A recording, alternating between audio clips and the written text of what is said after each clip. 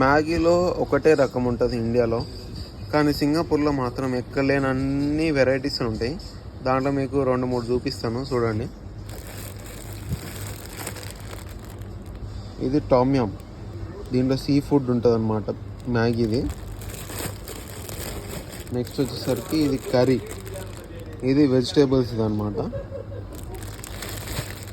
దీని తర్వాత ఇగో Maggi curry let's up, ఇది చాలా స్పైసీ ఉంటుంది అన్నమాట.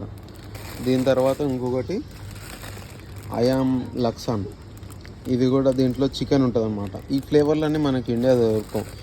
అది కాకుండా ఇంకోటి పెడాస్ గ్రిల్లర్ అంట, దీంట్లో సీ ఫుడ్ గ్రిల్ చేసింది దాంట్లో పెడతారు అనమాట.